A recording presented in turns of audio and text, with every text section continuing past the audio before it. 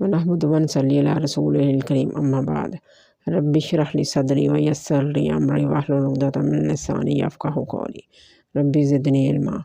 سورۃ الحدید۔ حدید کا مطلب لوہا۔ 5 صورتوں کو مسبحات کہتے ہیں: سورۃ الحدید، سورۃ الحشر، سورۃ الصف، سورۃ الجمعہ اور سورۃ التغابن۔ بسم اللہ الرحمن الرحیم۔ سبح للہ ما فی السماوات والارض، پاکی بیان کرتا ہے اللہ کی جو آسمانوں میں ہے اور زمین میں ہے۔ وَهُوَ العزیز الحکیم، اور وہی زبردست حکمت والا ہے۔ یہ تسبیحات زبان حال سے نہیں بلکہ زبان مقال سے ہے۔ سورۃ بنی اسرائیل آیت 44 میں ہے: وَلَٰكِن لَا تَفْقَهُونَ تَسْبِيحَهُمْ، تم ان کی تسبیح کو نہیں سمجھ سکتے۔ لَهُ مُلْكُ السَّمَاوَاتِ وَالْأَرْضِ، اسی کی بادشاہی ہے آسمانوں اور زمین میں۔ یحیی و یمیت، زندہ کرتا ہے اور مارتا ہے۔ وَهُوَ عَلَىٰ كُلِّ شَيْءٍ قدیر، اور وہ ہر چیز پر قدرت رکھتا ہے۔ هُوَ الْأَوَّلُ وَالْآخِرُ، وہی سب سے پہلا ہے اور پچھلا ہے۔ وَالظَّاہِرُ وَالْبَاطِنُ، اور ظاہر ہے اور مخفی ہے۔ وَهُوَ بِكُلِّ شَيْءٍ عَلِيمٌ، اور وہ ہر چیز کو جاننے والا ہے۔ سورۃ الحدید کی یہی تیسری آیت کے بارے میں ہے کہ مسبحات میں ایک آیت ایسی ہے جو 1000 آیتوں سے بہتر ہے۔ ابن عباس رضی اللہ تعالیٰ عنہ سے روایت ہے کہ شیطانی وسوسوں سے بچنے کے لیے جو توحید کے بارے میں شیطان دل میں ڈال دیتا ہے، اس آیت کی تلاوت بہترین ہے۔ هو الذی خلق السماوات والارض، وہی ذات ہے پیدا کیا آسمانوں اور زمین کو، فی 6 ایام، 6 دنوں میں، ثم استوی علی العرش، پھر جا ٹھہرا عرش پر۔ یعلم ما یلج فی الارض، وہ جانتا ہے جو ڈالا ہے زمین میں، یعنی بارش کے قطرے جو زمین میں داخل ہوتے ہیں اور غلہ جات اور میووں کے بیج جو زمین میں ڈالے جاتے ہیں، ان کی کیفیت اور انجام اللہ ہی جانتا ہے۔ وما یخرج منہا، اور جو باہر نکلتا ہے اس سے۔ وما ینزل من السماء، اور جو اترتا ہے آسمانوں سے۔ بارش کے اولے، برف، تقدیر اور احکام الہی لے کر فرشتے اترتے ہیں۔ وما یعرج فیہا، اور جو چڑھتا ہے اس میں، یعنی فرشتے انسان کے عمل لے کر اوپر چڑھتے ہیں۔ حدیث میں آتا ہے اللہ کی طرف رات کے عمل دن سے پہلے اور دن کے عمل رات سے پہلے چڑھتے ہیں۔ وَهُوَ مَعَكُمْ أَيْنَمَا كُنتُمْ، اور وہ تمہارے ساتھ ہے جہاں بھی تم ہو۔ وَاللَّهُ بِمَا تَعْمَلُونَ بَصِيرٌ، اور اللہ جو تم عمل کرتے ہو دیکھنے والا ہے۔ لَهُ مُلْكُ السَّمَاوَاتِ وَالْأَرْضِ، اسی کی بادشاہی ہے آسمانوں اور زمین میں۔ وَإِلَى اللَّهِ تُرْجَعُ الْأُمُورُ، اور اللہ ہی کی طرف لوٹنا ہے تمام کاموں کا۔ یولج اللیل فی النہار، وہ داخل کرتا ہے رات کو دن میں۔ ویولج النہار فی اللیل، اور داخل کرتا ہے دن کو رات میں۔ اللہ کے حکم سے کبھی رات لمبی اور دن چھوٹا ہوتا ہے، کبھی اس کے برعکس ہوتا ہے، کبھی دونوں برابر ہوتے ہیں۔ اسی طرح موسموں کا بدلنا، کبھی گرمی کبھی سردی، سب اللہ کے حکم اور مشیت سے ہوتا ہے۔ وَهُوَ عَلِیمٌ بِذَاتِ الصُّدُورِ، اور وہ جانتا ہے سینوں کی باتیں۔ آمنوا باللہ ورسولہ، یقین لاؤ اللہ پر اور اس کے رسول پر۔ وَأَنفِقُوا مِمَّا جَعَلَکُم مُّسْتَخْلَفِینَ فِیہ، اور خرچ کیا جو دیا تمہیں اس میں اپنا نائب بنا کر۔ اس میں اشارہ ہے کہ انسان کا مال سدا اس کے پاس نہیں رہتا، اس کے بعد یہ مال دوسروں کو مل جاتا ہے۔ اگر اللہ کی راہ میں خرچ نہ کیا تو اس مال کے وارث بننے والے اسے اللہ کی راہ میں خرچ کر کے زیادہ سعادت حاصل کر سکتے ہیں، اور اگر اللہ کی نافرمانی میں خرچ کریں تو ان کی مدد سے تمہارے مال کے ذریعے ہوئی، سو تم بھی مجرم ہو سکتے ہو۔ حدیث ہے انسان کہتا ہے میرا مال، کیا حقیقت ہے اس کے مال کی؟ جو کھا لیا فنا کر دیا، جو پہن لیا پرانا کر دیا، اور جو اللہ کی راہ میں خرچ کر دیا وہی آخرت کے لیے ذخیرہ کر لیا۔ فَالَّذِينَ آمَنُوا مِنْكُمْ، پھر وہ لوگ جو ایمان لائے، وَأَنفَقُوا لَهُمْ أَجْرٌ كَبِيرٌ، اور خرچ کیا ان کے لیے بہت بڑا صلہ ہے۔ وَمَا لَكُمْ لَا تُؤْمِنُونَ بِاللَّهِ، اور نہیں ہے تمہارے لیے کہ نہ تم ایمان لاؤ اللہ پر۔ وَالرَّسُولُ يَدْعُوكُمْ، اور رسول بلاتا ہے تمہیں، لِتُؤْمِنُوا بِرَبِّكُمْ، تاکہ تم یقین کرو اپنے پروردگار پر۔ وَقَدْ أَخَذَ مِيثَاقَكُمْ، اور البتہ لیا تم سے پختہ وعدہ، إِن كُنتُم مُؤْمِنِينَ، کہ تم ایمان والے رہو گے۔ اس وعدہ سے مراد ایک تو عہد الست ہے، دوسرا اس سے مراد وہ بیت ہے جو رسول اللہ صلی اللہ علیہ وآلہ وسلم صحابہ سے لیتے تھے کہ ہر حالت میں سمینا و اطانا کہنا ہے۔ والذی ينزل علی عبدہ آیات بینات، وہی ذات ہے نازل کیا اپنے بندے پر واضح آیتوں کو، لیخرجکم من الظلمات الی النور، اس لیے کہ نکالے تمہیں اندھیروں سے روشنی کی طرف، وَإِنَّ اللَّهَ بِكُمْ لَرَءُوفٌ الرحیم، اور یقیناً اللہ تمہارے ساتھ بڑا ہی شفقت والا مہربان ہے۔ وَمَا لَكُمْ أَلَّا تُنْفِقُوا، نہیں ہے تمہارے لیے کہ نہ تم خرچ کرو، فی سبیل اللہ، اللہ کے راستے میں، وَلِلَّهِ مِيرَاثُ السَّمَاوَاتِ وَالْأَرْضِ، اور اللہ ہی کی میراث ہے جو آسمانوں میں ہے اور زمین میں ہے۔ لا یستوی منکم من انفق، نہیں ہے برابر تم میں سے جس نے خرچ کیا، من قبل الفتح وقاتل، فتح اور قتال سے پہلے، اس سے مراد صلح حدیبیہ ہے، بعض اس سے مراد فتح مکہ لیتے ہیں۔ اولئک اعظم درجات من الذین، وہی لوگ ہیں بہت بڑا درجہ ہے ان لوگوں میں، انفقوا من بعد وقاتلوا، جنہوں نے خرچ کیا اس کے بعد اور وہ لڑے۔ فتح مکہ یا فتح مبین یعنی صلح حدیبیہ سے پہلے مسلمانوں کی حالت اچھی نہ تھی، ان حالات میں خرچ کرنا بڑے جان جوکھوں کا کام تھا، اس لیے ان کے درجات بھی بلند ہیں، ان کو بعد میں خرچ کرنے اور لڑائی کرنے والوں پر فضیلت ہے۔ اہل فضل کو دیگر لوگوں پر مقدم رکھنا چاہیے۔ وَكُلًّا وَعَدَ اللَّهُ الْحُسْنَىٰ، اور ہر ایک سے اللہ کا وعدہ ہے بھلائی کا، وَاللَّهُ بِمَا تَعْمَلُونَ خَبِيرٌ، اور اللہ جو تم عمل کرتے ہو خبر رکھنے والا ہے۔ اللہ ہر ایک سے اس کے مال کے مطابق بھلائی کرے گا، اسے سب خبر ہے۔ صحابہ کرام میں شرف اور فضیلت کا فرق تو ضرور ہے، لیکن یہ مراد نہیں کہ بعد میں مسلمان ہونے والے ایمان و اخلاق کے اعتبار سے کمتر ہیں۔ اس لیے امیر معاویہ رضی اللہ تعالیٰ عنہ یا حضرت ابو سفیان رضی اللہ تعالیٰ عنہ وغیرہ کے بارے میں اہانت آمیز الفاظ استعمال نہیں کرنا چاہیے۔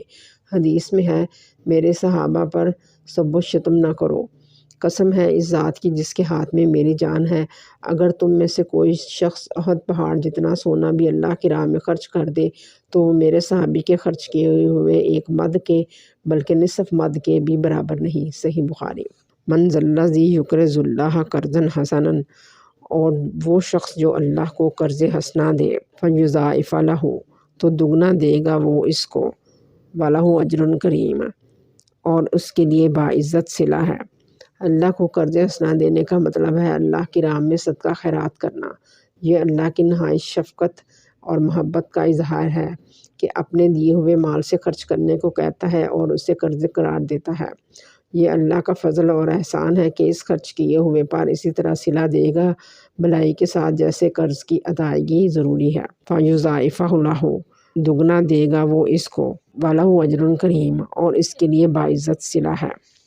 یوم تری المؤمنین، اس دن تم دیکھو گے مومن مردوں کو، والمؤمنات، اور مومن عورتوں کو، یسعی نورہم بین ایدیہم و بایمانہم، کہ دوڑے گا ان کا نور ان کے آگے اور ان کے داہنے۔ میدان محشر میں جب پل صراط پر جائیں گے وہاں سخت اندھیرا ہوگا، تب اللہ تعالیٰ سب کو ان کے مال اور ایمان کے مطابق روشنی دے گا، کسی کی روشنی زمین و آسمان کے برابر، کسی کی اس کے قد سے اونچی، کسی کی اس کے قد کے برابر، کسی کی گھٹنوں تک، کسی کی ٹخنوں تک۔ سب سے کم روشنی جس شخص کو دی جائے گی وہ اس کے پیر کے انگوٹھے کے برابر ہوگی، جو کبھی جلے گی کبھی بجھے گی۔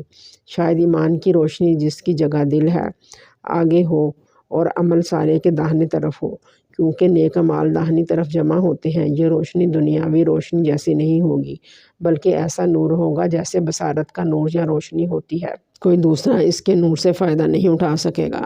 امام ابن کثیر اور امام ابن جریر بھی ایمانہم کا مفہوم یہ لیتے ہیں کہ ان کے اعمال نامے ان کے داہنے ہاتھ میں دیے جائیں گے۔ امت محمدیہ کا نور سب امتوں کے نور سے زیادہ صاف اور تیز ہوگا، یہ ہمارے نبی محمد صلی اللہ علیہ وآلہ وسلم کے طفیل ہوگا، یہ نور ہر طرف اثر رکھے گا۔ بشراکم الیوم، خوشخبری ہے ان کے لیے اس دن، جنات تجری من تحتہا الانہار خالدین فیہا، باغات کی بہتی ہیں جس کے نیچے نہریں ہمیشہ رہیں گے اس میں، ذالک ھو الفوز العظیم، یہ ہے بہت بڑی مراد۔ یوم یقول المنافقون والمنافقات للذین آمنوا انظرونا، اس دن کہیں گے منافق مرد اور منافق عورتیں ایمان والوں سے انتظار کرو ہمارا، نقتبس من نورکم، ہم حاصل کر لیں تمہارے نور میں سے کچھ، قیل ارجعوا وراءکم، پھر کہا جائے گا لوٹ جاؤ اپنے پیچھے، فالتمسوا نورا، پھر ڈھونڈو روشنی۔ کافر پل صراط پر نہیں چڑھ سکیں گے بلکہ پہلے ہی انہیں دوزخ میں دھکیل دیا جائے گا۔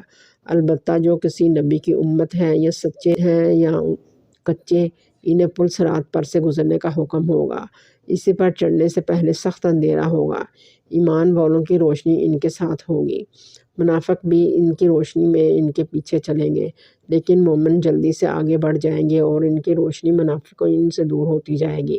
تب وہ اہل ایمان کو پکاریں گے کہ ہمارا انتظار کرو، ہم بھی تمہارے نور سے کچھ فائدہ اٹھا لیں، آخر ہم دنیا میں تمہارے ساتھ تھے اور ہمارا شمار بھی مسلمانوں میں ہوتا تھا، اس مصیبت میں ہمیں چھوڑ کر نہ جاؤ۔ کیا رفاقت کا حق یہی ہے؟ انہیں جواب ملے گا پیچھے لوٹ کر جاؤ، اپنی روشنی تلاش کرو، اگر ملے تو لے لو۔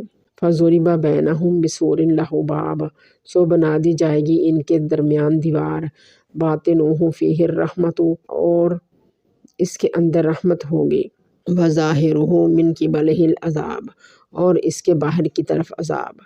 یہ سن کر پیچھے ہٹیں گے، اتنے میں دونوں فریقین کے درمیان ایک دیوار بنا دی جائے گی جس میں ایک دروازہ ہوگا، اس دروازے کے اندر جنت کا سماں ہوگا۔ تب منافق مومنوں کی نظروں سے اوجھل ہو چکے ہوں گے، دروازے کے باہر عذاب الہی ہوگا۔ يُنَادُونَهُمْ أَلَمْ نَكُن مَّعَكُمْ، وہ پکاریں گے کیا نہیں تھے ہم تمہارے ساتھ؟ قَالُوا بَلَىٰ، وہ کہیں گے کیوں نہیں، وَلَٰكِنَّكُمْ فَتَنتُمْ أَنفُسَكُمْ، لیکن تم نے تو اپنے آپ کو آزمائش میں ڈالا، وَتَرَبَّصْتُمْ، اور راہ دیکھتے رہے، وَارْتَبْتُمْ، اور شبہ کیا، وَغَرَّتْكُمُ الْأَمَانِيُّ، اور بہکے رہے اپنے خیالوں پر، حَتَّىٰ جَاءَ أَمْرُ اللہِ، جہاں تک کہ آ گیا اللہ کا حکم، وَغَرَّكُم بِاللہِ الْغَرُورُ، اور بہکا دیا تم کو دھوکے باز نے، یعنی شیطان نے۔ دیوار حائل ہونے کے بعد منافقین مسلمانوں سے کہیں گے کیا ہم دنیا میں تمہارے ساتھ نمازیں نہیں پڑھتے تھے اور جہاد میں حصہ نہیں لیتے تھے؟ مسلمان کہیں گے کیوں نہیں، ضرور ہمارے ساتھ تھے، لیکن تم نے اپنے دل میں کفر اور نفاق کو چھپا کر خود کو فتنے میں ڈالے رکھا اور انتظار کرتے رہے، یہی راہ دیکھتے رہے کہ کب مسلمانوں پر کوئی گردش زمانہ آئے اور دین کے معاملے میں شک کیا، قرآن کو نہ مانا، دلائل معجزات نہ مانے، پھر تمہیں موت آ گئی یا مسلمان غالب آ گئے تو تمہاری تمناؤں پر پانی پھر گیا، شیطان نے تمہیں دھوکے میں ڈالے رکھا، اس نے اللہ کے حلم اور قانون محال کا فائدہ اٹھا کر تمہیں بہکا دیا۔ قانون محال سے مراد مہلت دینا۔ فَالْيَوْمَ لَا يُؤْخَذُ مِنْكُمْ فِدْيَةٌ، پس اس دن نہیں لیا جائے گا ان سے فدیہ، وَلَا مِنَ الَّذِينَ كَفَرُوا، اور نہ کافر لوگوں سے، مَأْوَاكُمُ النَّارُ، ان کا ٹھکانہ آگ ہے، ہِیَ مَوْلَاكُمْ، وہی ان کا ساتھی ہے، وَبِئْسَ الْمَصِيرُ، اور بری لوٹنے کی جگہ ہے۔ جہنم کو مولا کہا گیا ہے کیونکہ اب جہنم ہی کافروں کی ذمہ دار ہے کہ انہیں سخت سزا دے، ہمیشہ ساتھ رہنے والوں کو بھی مولا کہہ لیتے ہیں، تو مطلب ہوا جہنم ہی ان کے ساتھی اور رفیق ہوگی۔ أَلَمْ يَأْنِ لِلَّذِينَ آمَنُوا، کیا نہیں آیا وقت ایمان والوں کے لیے، أَن تَخْشَعَ قُلُوبُهُمْ لِذِكْرِ اللہِ، کہ ڈریں یعنی گڑ گڑائیں ان کے دل اللہ کی یاد سے، وَمَا نَزَلَ مِنَ الْحَقِّ، اور جو اتارا سچا دین، وَلَا يَكُونُوا كَالَّذِينَ أُوتُوا الْكِتَابَ، اور نہ ہو جاؤ ان لوگوں کی طرح جنہیں دی گئی کتاب، من قبل، اس سے پہلے، فَطَالَ عَلَيْهِمُ الْأَمَدُ، تو لمبی ہو گئی ان پر مدت، فَقَسَتْ قُلُوبُهُمْ، پھر سخت ہو گئے ان کے دل، وَكَثِيرٌ مِّنْهُمْ فَاسِقُونَ، اور ان میں سے زیادہ تر فاسق ہیں۔ اہل ایمان کے لیے وقت آ گیا ہے کہ وہ اللہ کی یاد کی طرف متوجہ ہوں اور قرآن سے ہدایت حاصل کریں۔ اوت الکتابی سے مراد ہے یہود و نصارہ، یعنی تم یہود و نصارہ کی طرح نہ ہو جانا جنہوں نے اپنی کتابوں میں تبدیلیاں کی، تھوڑے سے مال کے لیے انہوں نے اللہ کے احکامات کو بدل دیا، ابتدا میں اپنے پیغمبروں کے اطاعت گزار تھے، بعد میں ان کے دل سخت ہو گئے، اللہ سے نہ ڈرے اور اپنے پیغمبروں کی نافرمانیاں شروع کر دی۔ اعلموا ان اللہ، جان لو کہ اللہ، یحیی الارض، زندہ کرتا ہے زمین کو، بعد موتہا، اس کے مردہ ہونے کے بعد، قد بینا لکم الآیات، البتہ بیان کی ہیں ہم نے تمہارے لیے آیتیں لعلکم تعقلون، تاکہ تم عقل کرو۔ عرب کے لوگ جاہل تھے اور گمراہ تھے۔ جیسے مردہ زمین اللہ نے ان میں ایمان اور علم کی روح پھونک دی۔ کسی مردہ سے مردہ انسان کو مایوس ہونے کی ضرورت نہیں۔ اللہ سے سچی توبہ کر لے، اللہ معاف فرما دے گا۔ یہاں جاہل لوگوں کو مردہ زمین کے مطابق قرار دیا گیا ہے۔ ان المصدقین والمصدقات، صدقہ کرنے والے مرد اور صدقہ کرنے والی عورتیں، وَأَقْرَضُوا اللَّهَ قَرْضًا حَسَنًا، اور اللہ کو قرض دینے والے اچھا قرض، يُضَاعَفُ لَهُمْ، وہ دگنا دے گا انہیں، وَلَهُمْ أَجْرٌ کریم، اور ان کے لیے باعزت صلہ ہے۔ وَالَّذِينَ آمَنُوا بِاللَّهِ، اور وہ لوگ جو ایمان لائے اللہ پر، وَرُسُلِهِ، اور اس کے رسول پر، أُولَٰئِكَ هُمُ الصِّدِّيقُونَ، وہی لوگ ہیں سچے، وَالشُّهَدَاءُ عِندَ رَبِّهِمْ، اور گواہ اپنے رب کے پاس، لَهُمْ أَجْرُهُمْ وَنُورُهُمْ، اور ان کے لیے صلہ ہے ان کا اور ان کا نور ہے۔ یعنی جو لوگ اللہ پر اور سب رسولوں پر ایمان لائے وہ سچے اور پکے ایماندار ہیں۔ یہ لوگ اللہ کے ہاں بطور گواہ دوسروں کے احوال بتائیں گے۔ آخرت میں ان سچے ایمانداروں کو ان کے ایمان اور عمل کے درجہ کے مطابق ثواب اور نور عطا ہوگا۔ حدیث میں ہے آدمی ہمیشہ سچ بولتا ہے اور سچ ہی کی تلاش اور کوشش میں لگا رہتا ہے، یہاں تک کہ اس کے ہاں صدیق لکھ دیا جاتا ہے۔ ایک اور حدیث میں ہے صدیقیت کا وہ مقام بیان کیا گیا ہے جو جنت میں صدیق کو حاصل ہوگا۔ جنتی اپنے اوپر کے بالا خانوں والوں کو اس طرح دیکھیں گے جیسے چمکتے ہوئے مشرقی یا مغربی ستاروں کو تم آسمان کے کناروں پر دیکھتے ہو، یعنی ان کے درمیان درجات کا اتنا فرق ہوگا۔ صحابہ نے پوچھا یہ انبیاء کے درجات ہوں گے جنہیں دوسرے لوگ حاصل نہیں کر سکیں گے؟ آپ صلی اللہ علیہ وآلہ وسلم نے فرمایا ہاں، قسم ہے اس ذات کی جس کے ہاتھ میں میری جان ہے، یہ وہ لوگ ہیں جو اللہ پر ایمان لائے اور پیغمبروں کی تصدیق کی۔ نور کب ملتا ہے اور اس کی صورتیں۔ حضرت معاذ بن انس رضی اللہ تعالیٰ عنہ سے روایت ہے کہ حضور صلی اللہ علیہ وآلہ وسلم نے فرمایا جس شخص نے سورۃ کہف کا اول و آخر پڑھا وہ سرتاپا نور ہو جائے گا، اور جو شخص اس سورت کو مکمل پڑھے گا اس کے لیے زمین اور آسمان کے درمیان نور ہی نور ہوگا۔ دوئم، حضرت ابو ہریرہ رضی اللہ تعالیٰ عنہ سے روایت ہے جو شخص قرآن کی ایک آیت بھی تلاوت کرے وہ آیت قیامت کے دن اس کے لیے نور ہوگی۔ جو شخص نبی صلی اللہ علیہ وآلہ وسلم پر درود بھیجتا ہے یہ ضرور پل صراط پر اس کے لیے نور کا باعث ہوگا۔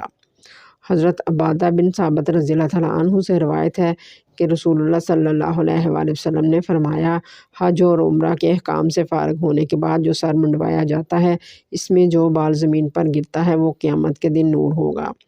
ابن مسعود رضی اللہ تعالیٰ عنہ سے روایت ہے کہ مینا میں جمعرات کو رمی کرنا قیامت کے دن نور کا سبب ہوگا۔ ابو ہریرہ رضی اللہ تعالیٰ عنہ سے روایت ہے کہ جس شخص کے بال حالت اسلام میں سفید ہو جائیں یعنی بڑھاپا میں اس کے لیے قیامت کے روز نور ہوگا۔ ابو ہریرہ سے روایت ہے کہ جو شخص اللہ کی راہ میں ایک تیر بھی پھینکے گا قیامت کے روز اس کے لیے نور ہوگا۔ حضرت ابن عمر رضی اللہ تعالیٰ عنہ سے روایت ہے کہ بازار میں اللہ کا ذکر کرنے والوں کو اس کے ہر بال کے مقابلے میں ایک نور ملے گا۔ حضرت ابو ہریرہ رضی اللہ تعالیٰ عنہ سے روایت ہے کہ جو شخص کسی مسلمان کی مصیبت اور تکلیف دور کرے گا اللہ اس کے لیے پل صراط پر نور کے 2 شعبے بنا دے گا جس سے ایک جہان روشن ہو جائے گا۔ رسول اللہ صلی اللہ علیہ وآلہ وسلم نے فرمایا خوشخبری سنا دو ان لوگوں کو جو اندھیری راتوں کو مسجد کی طرف جاتے ہیں۔ ابن عمر رضی اللہ تعالیٰ عنہ سے روایت ہے جو شخص 5 نمازوں کی حفاظت کرے تو یہ عمل روز قیامت اس کے لیے نور اور برہان اور نجات کا ذریعہ بن جائے گا۔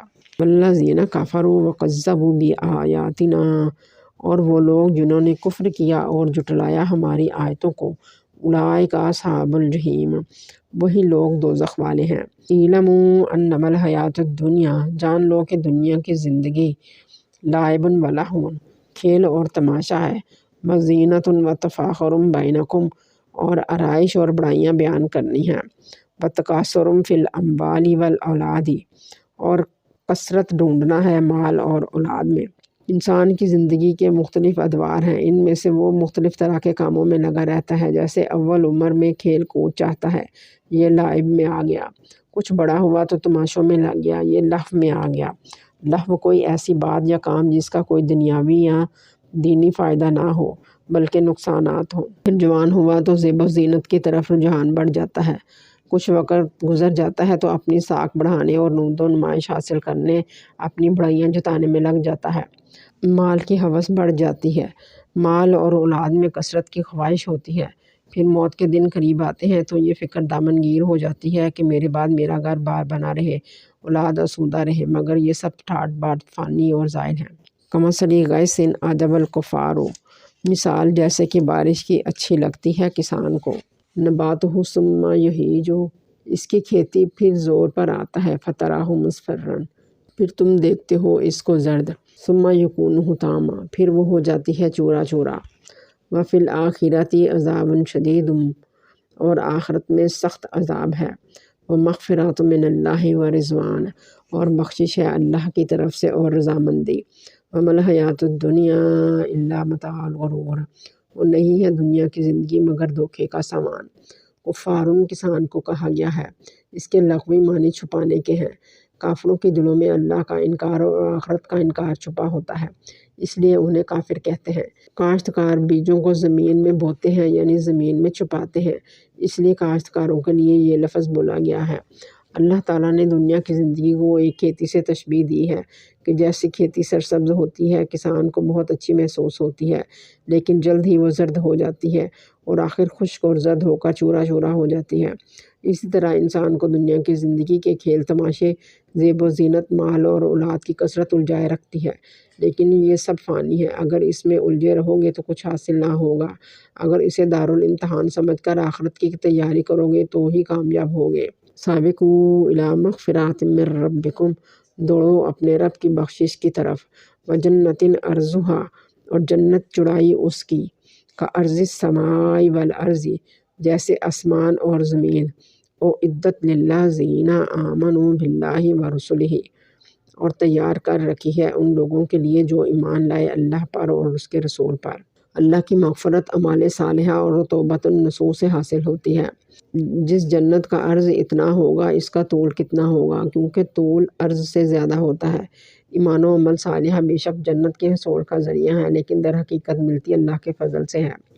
ذالک فضل اللہ یؤتیہ من یشاء، اور یہ ہے اللہ کا فضل دیتا ہے جسے چاہے۔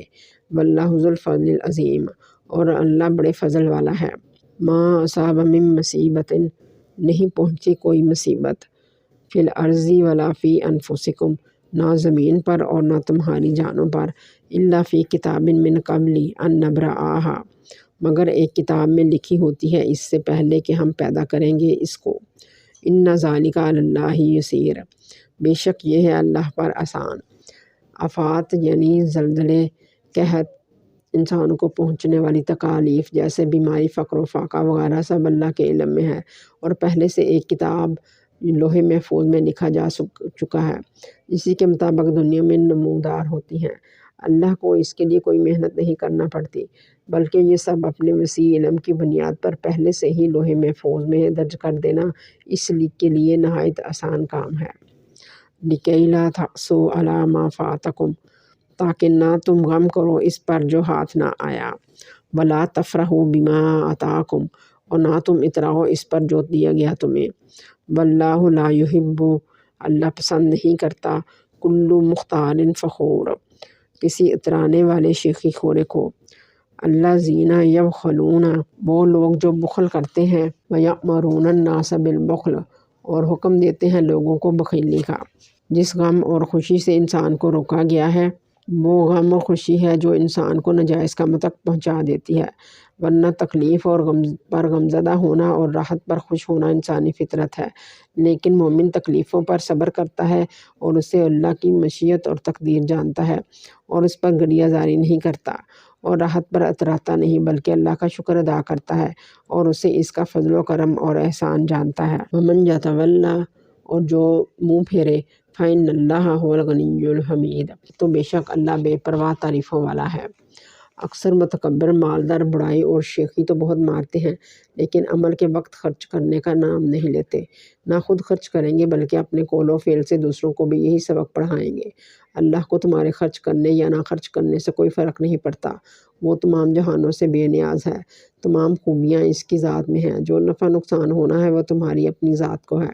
لقد ارسلنا رسلنا، بے شک ہم نے بھیجا اپنے رسولوں کو، بالبینات، واضح دلیلوں کے ساتھ، وانزلنا معہم الکتاب، اور نازل کیا ان کے ساتھ کتاب کو، والمیزان، اور میزان کو یعنی ترازو کو، لیقوم الناس بالقسط، تاکہ سیدھے رہے انصاف کے ساتھ۔ ترازو تولنے کے لیے استعمال ہوتا ہے، اس سے انصاف ہوتا ہے، دوسروں کے حقوق اور لین دین کے معاملے میں کمی بیشی نہیں ہوتی۔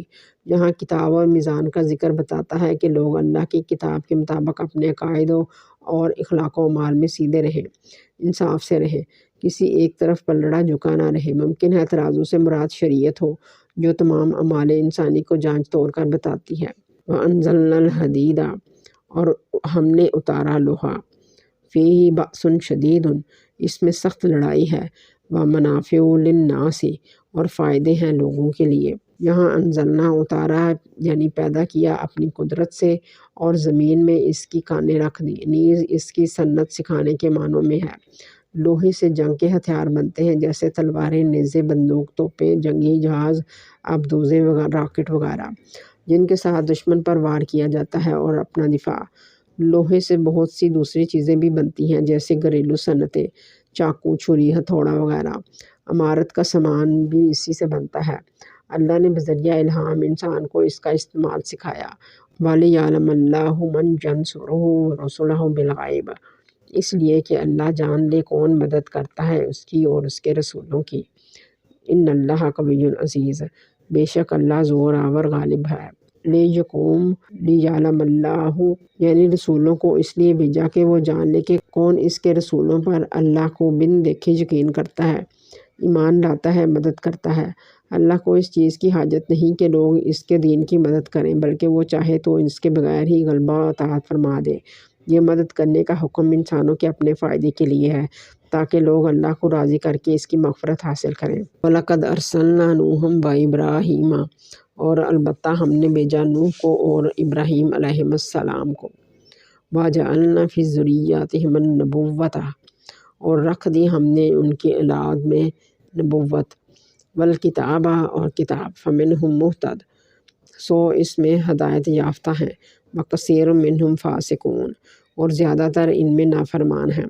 ثُمَّ قَفَّيْنَا، پھر ہم نے پیچھے بھیجے، عَلَىٰ آثَارِهِمْ، ان کے نقش قدم پر، برسلنا، اپنے رسولوں کو، وَقَفَّيْنَا بِعِیسیٰ ابْنِ مَرْیَمَ، اور پیچھے بھیجا عیسیٰ بن مریم کو، وَآتَیْنَاهُ الْإِنْجِیلَ، اور اس کو دی انجیل، وَجَعَلْنَا فِی قُلُوبِ الَّذِینَ اتَّبَعُوهُ، اور رکھ دی ہم نے ان کے دلوں میں جو پیروی کرتے ہیں، رأفۃ ورحمہ، نرمی اور مہربانی کی، ورہبانیۃ ابتدعوها ما کتبناها علیہم، اور ترک کرنا دنیا کا، نئی بات نکالی تھی اس میں نہیں لکھا تھا ان پر۔ حضرت عیسیٰ علیہ السلام کے پیروکار حواری ہیں، ان کے دلوں میں ایک دوسرے کے لیے پیار اور محبت کے جذبات پیدا کر دیے، جیسے صحابہ کرام ایک دوسرے کے لیے رحیم اور شفیق تھے۔ یہود ایک دوسرے کے ساتھ ہمدرد اور غمخوار نہیں۔ رہبانیت کا لفظ رہب سے ہے جس کے معنی خوف کے ہیں، یا رہبان سے ہیں جس کے معنی درویش کے ہیں۔ رہبانیت کا لغوی معنی ترک کر دینا ہے، یعنی دنیا سے دور ہو کر کسی جنگل میں جا کر اللہ کی عبادت کی جائے۔ رہبانیت کا پس منظر یہ ہے کہ حضرت عیسیٰ کے بعد ایسے لوگ بادشاہ بنے جنہوں نے تورات اور انجیل میں تبدیلی کر دی۔ اس بات کو ایک جماعت نے قبول نہیں کیا، انہوں نے بادشاہ کے ڈر سے پہاڑوں اور غاروں میں پناہ لے لی۔ ان کے بعد آنے والے لوگوں نے ان بزرگوں کی تقلید میں شہر بدری کی اور اس کو ایک طریقہ بنا لیا، اور خود کو گرجاؤں اور معبودوں میں محصور کر لیا، دنیا کی آسائشوں کو چھوڑنا لازم قرار دیا۔ اللہ نے ایسی چیز کو نئی بات نکالنا، خود سے گھڑنا کہا۔ یہ رہبانیت ان کی اپنی ایجاد ہے، حکم الہی نہیں۔ انہوں نے ایک بدعت نکالی اور اللہ کی رضا اس کی اطاعت میں ہے۔ بدعت خواہ کتنی ہی خوشنما کیوں نہ ہو، اللہ کی رضا حاصل نہیں کر سکتے۔ بدعت ایسا کام جو قرآن و سنت سے ثابت نہ ہو اور اس کو دین اور ثواب کا کام سمجھ کر کیا جائے۔ رہبانیت کی کچھ اقسام علماء نے بتائی ہیں۔ اول، کسی مباح یا حلال چیز کو اعتقاداً یا عملاً حرام قرار دے دیں، یہ دین میں تحریف اور تغیر ہے۔ اس اعتبار سے رہبانیت قطعاً حرام ہے، جیسے نماز کی تعداد کم کر دینا، جیسے شیعہ حضرات کرتے ہیں، یا گائے کا گوشت حرام قرار دینا۔ دوم، کسی مباح چیز کو اعتقاداً یا عملاً حرام قرار نہیں دیتے لیکن دنیا یا دین کی ضرورت کی وجہ سے اسے چھوڑ دیتے ہیں۔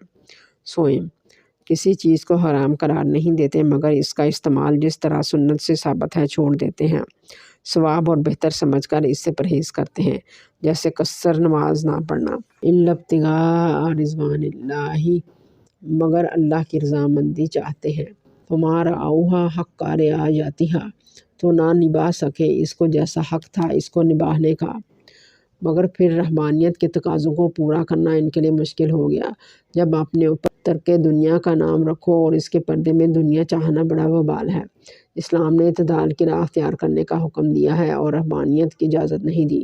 بعض احادیث میں ہے اس امت کی رہبانیت جہاد فی سبیل اللہ ہے۔ فَآتَيْنَا الَّذِينَ آمَنُوا مِنْهُمْ أَجْرَهُمْ، پس دیا ہم نے ایمان والوں کو جو ان میں تھے ان کا صلہ۔ وَكَثِيرٌ مِّنْهُمْ فَاسِقُونَ، اور زیادہ تر ان میں نافرمان تھے۔ ان لوگوں میں اکثر نافرمان ہیں، اس لیے آپ صلی اللہ علیہ وآلہ وسلم پر دل میں یقین رکھنے کے باوجود ایمان نہیں لاتے۔ یا ایھا الذین آمنوا اتقوا اللہ، اے ایمان والو اللہ سے ڈرو۔ وآمنوا برسولہ، اور یقین رکھو اس کے رسول پر۔ یؤتکم کفلین من رحمتہ، وہ دے گا تمہیں دوگنا حصہ اپنی رحمت میں سے۔ ویجعل لکم نورا تمشون بہ، اور بنائے گا تمہارے لیے نور تم چلو گے اس کے ساتھ۔ ویغفر لکم، اور وہ بخش دے گا تمہیں۔ واللہ غفور الرحیم، اور اللہ بخشنے والا مہربان ہے۔ یہ دگنا اجر ان اہل ایمان کو ملے گا جو نبی صلی اللہ علیہ وآلہ وسلم سے پہلے کسی نبی پر ایمان رکھتے تھے، پھر نبی صلی اللہ علیہ وآلہ وسلم پر بھی ایمان لے آئے۔ لئلا یعلم اہل الکتاب، تاکہ جان جائیں اہل کتاب۔ اللہ یقدرون علی شیء، نہیں وہ قدرت رکھتے کسی چیز پر، من فضل اللہ، از اللہ کے فضل میں سے۔ وَأَنَّ الْفَضْلَ بِیَدِ اللَّہِ، اور یہ کہ فضل اللہ کے ہاتھ میں ہے۔ یُؤْتِیہِ مَن یشاء، وہ دے گا یہ جسے چاہے۔ وَاللہ ذو الفضل العظیم، اور اللہ بہت بڑے فضل والا ہے۔ سبحانک اللہم و بحمدک، اشہد ان لا الہ الا انت، استغفرک و اتوب الیک۔